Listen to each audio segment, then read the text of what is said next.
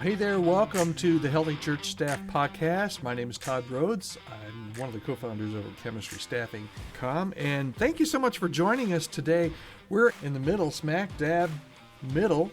It's hump day, right? I always remember that old, was it a Geico commercial where the camel came in and said, it's hump day here on the podcast Wednesday, and we're looking at 4 different types of difficult people that you're going to deal with in 2024. Yesterday we talked about the dominator. Today we're going to talk about what we call the dodger. And these 4 types of difficult people come actually from an article from my friend Chris Surratt over at lifeway.com from a couple years ago called 4 Difficult People You'll Encounter in Ministry and How to Handle Them. Now, Chris is a small groups pastor, so he's looking at these types of difficult people more in leading a group setting. But man, as we're staff members, if you're a staff member at your church, you're dealing with groups all the time, whether it's a group of volunteers or a board meeting or whatever. So we're going to look today at the dodger. Okay, so the dodger is the person who just avoids engaging in discussion, and they keep their thoughts and their feelings to themselves. Okay, so this can drive you crazy, especially if you're a raving extrovert. I'm more of an introvert, and I can be a dodger at times, not a lot, but sometimes. But if you're an extrovert, dodgers can really just drive you crazy. They might be shy, they might be insecure, they might be indifferent, they might just be a raving introvert.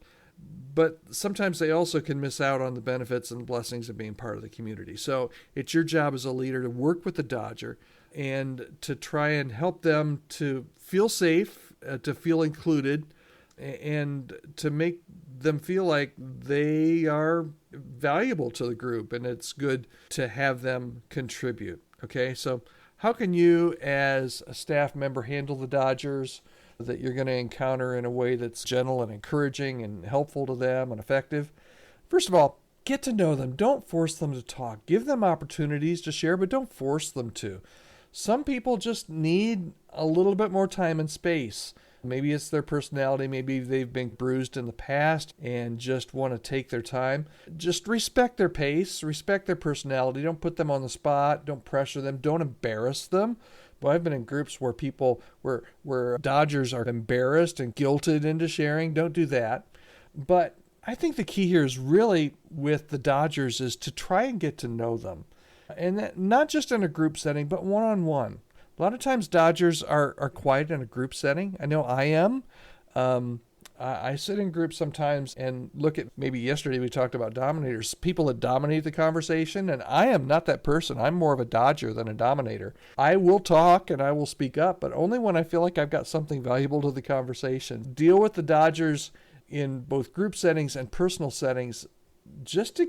You got to kind of try and get to know them, particularly one-on-one. Get with them one-on-one. Ask them some simple or some fun questions. Ask questions that aren't too personal to start off with. Ask questions that aren't too hard. Maybe they're simple, maybe they're fun.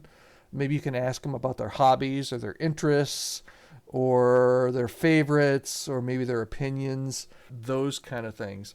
But, just arranging for a time to chat, maybe one-on-one, arrange for some coffee or lunch. And sometimes you'll find that the dodger may be a totally different person one-on-one than what they are in a group or a volunteer group setting. And they just may need to feel more comfortable. They may need to get to talk to you, and you may need to get a little bit of their trust. Maybe, like I said, maybe they've been hurt a little bit in the past. If you've got some people that you just feel they might even be really dedicated people and part of your team, but you just feel distant. They're just, I don't know if they're standoffish or they just don't share a lot. They seem rather guarded. Get to know those people.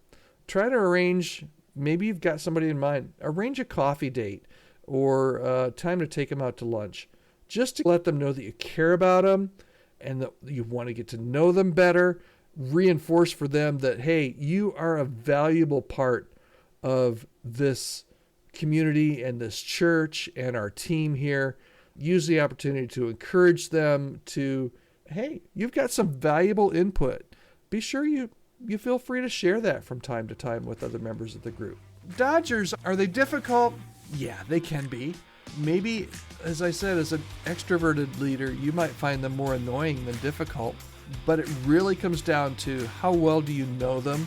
Get to know them better, talk to them, get them to slowly open up. And most, and I speak this as a fellow Dodger, most people who are Dodgers will open up if you give them enough time, enough opportunity, and you invest in them. Okay, so we've looked at the Dominators and the Dodgers. Tomorrow, we're going to continue with our difficult type of person number 3. Oh, this is a good one. This will be a good one. Make sure you subscribe and come back and join us tomorrow as we talk about the Debaters.